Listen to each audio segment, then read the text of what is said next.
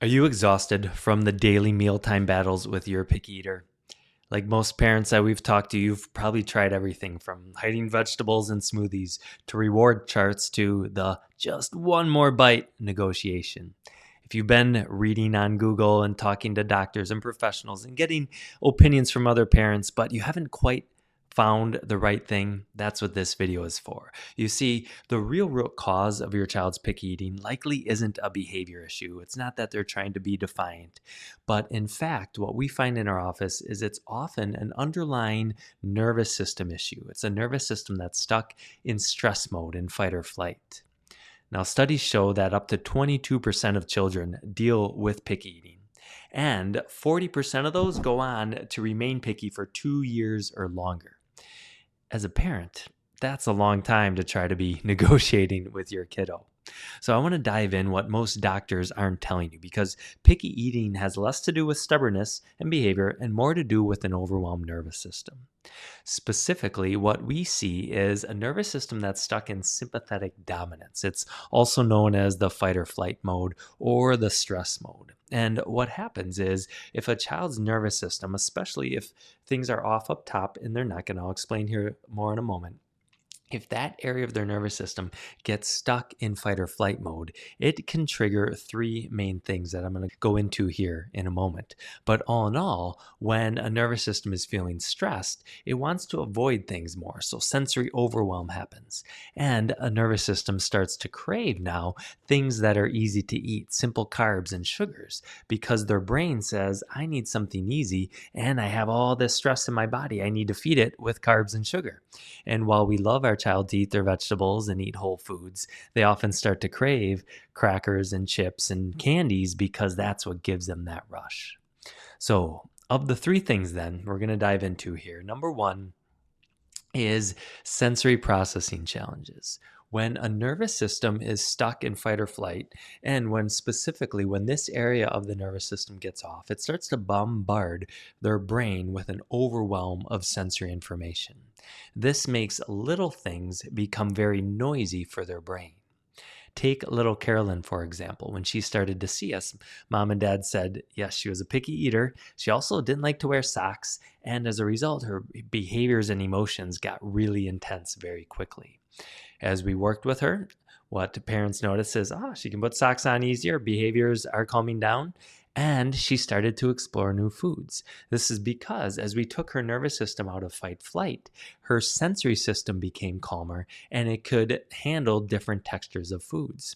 So if a sensory system's overwhelmed, your child might crave things that are really easy, like breads, pastas, crackers. They might not like things that are too crunchy or too smooth or too chewy or are tough to manage in their mouth. And the second piece then, when it comes to how a nervous system deals with picky eating, has to do with the vagus nerve. So we see vagus nerve dysfunction as another common thing. And I want to share with you the reason that is when the upper neck is off. Now, if we go back a moment here to what throws the nervous system off early on, is often things coming from maybe a stressful pregnancy, stressful labor and delivery, having to be pulled out, twisted, stuck in the birth canal, needing to use forceps or suction, or a birth that ends in C-section. Those are all common things that put a lot of stress on a newborn baby's upper neck. This is where the vagus nerve lies. If you haven't heard of the vagus nerve before, it's the nerve that controls digestion in the body. It controls being able to put the nervous system in a calm mode to crave food. We all know if we're rushing around and we try to sit down and eat, our body doesn't digest it very well because we're worried about all the things on our to-do list. We're worried about the deadline, getting to someplace on time. The vagus nerve is what slows our nervous system down to put us in a state for digesting food. So it activates the stomach, it activates the intestine, the pancreas, all the things for digestive enzymes, for motility, which is movement of food. If that's not happening, things stall. Take little Ellie, for example. When she started to see us, mom noticed that she would often get stomach aches if she was extra stressed. We found that her nervous system had a baseline of extra stress, so it tipped over to overly stressed mode even easier. As a result, she would get stomach aches and, of course, not want to eat. As we started adjusting, her mom noticed her stomach started feeling better and her appetite improved. The third piece then has to do with oral motor coordination. What this means is when food comes in, we still have to be able to chew it and swallow it. If a baby had trouble nursing, as an example, or being fed early on, this can often lead to poor oral motor coordination later on. And again, if it's not easy, different textures, things that are chewy or hard are going to be tougher for a child. So they're going to crave something that they can kind of mush around and swallow quickly. Take little Freddie, for example. When he came in, mom and dad, he was almost 2 years old and still was on a number one nipple for his bottle because he had poor coordination. They had to thicken liquids very on in his life.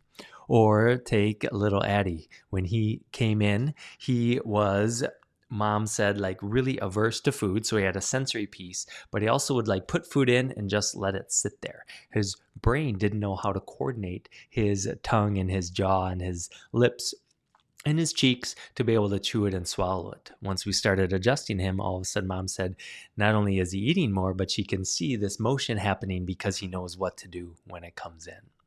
So those three things, sensory overwhelm, vagus nerve dysfunction, oral motor coordination, are things that we love to help with in our office. We find that if the nervous system is under stress, it can cause challenges in one, two, or all three of those areas. And if that's happening, of course your kiddo's going to have trouble eating. Of course they're going to be a picky eater, not because they're trying to be defiant or create a behavior meltdown in front of you. They're just trying to protect an already stressed nervous system. So if this resonates for you with your child, please reach out. The first step is to do the neurological scans that we do in our office. They're very safe, very gentle, nothing goes in your child's body, but they help us measure your child's nervous system to see, are they stuck in a state of fight, flight, protection mode, or are they set up for success? They help us measure specifically this upper neck as the most critical area for eating, chewing, swallowing, and enjoying your food. So don't go through another struggling mealtime, but instead reach out, get some support. We're here for you.